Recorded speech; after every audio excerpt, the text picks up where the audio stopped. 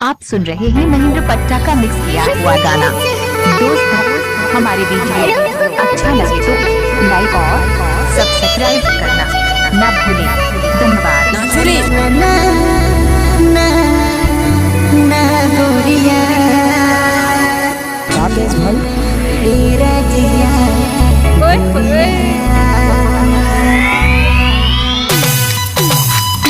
कैसे लागे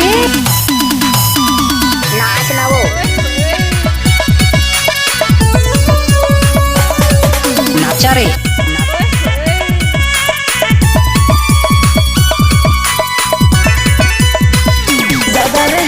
डीजे महेंद्र कुमार पट्टा।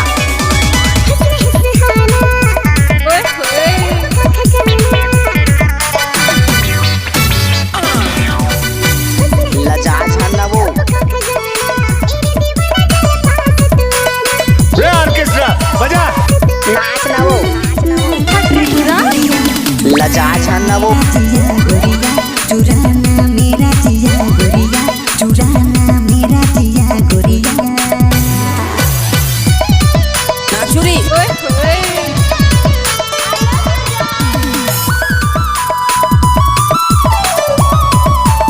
नाच ना वो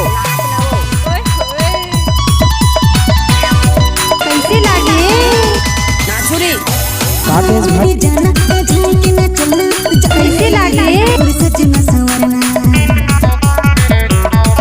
नाचा रे नाचा रे जाए कि ना चलना, जान ले ले और सजना संवरना।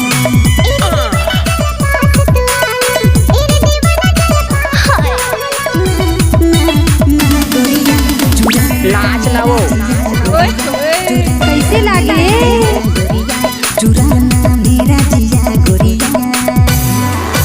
हुस्न की रानी चाहे हो महारानी, हम तेरे फेरा में ना पड़ेंगे वो जानी।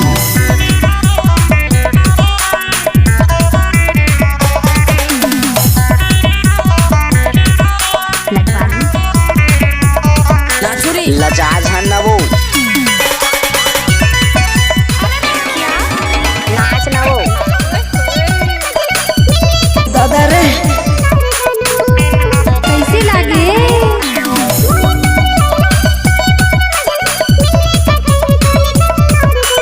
नाचा रे नाचा रे हमको फसाना, यो मेरी जाना ना हमको फसाना। दादा रे नाच ना वो गोरिया, चुराना मेरा जिया गोरिया। हमको कुछ बोले क्या?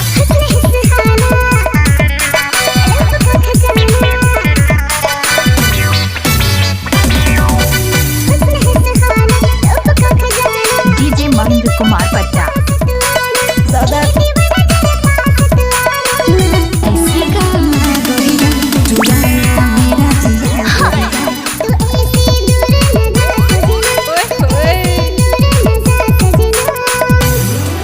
गजब माल है पे करता ही कीड़े।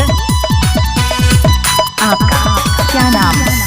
डीजे महेंद्र कुमार पट्टा। दोस्तों, हमारे वीडियो अच्छा लगे तो लाइक और सब्सक्राइब करना ना भूलें।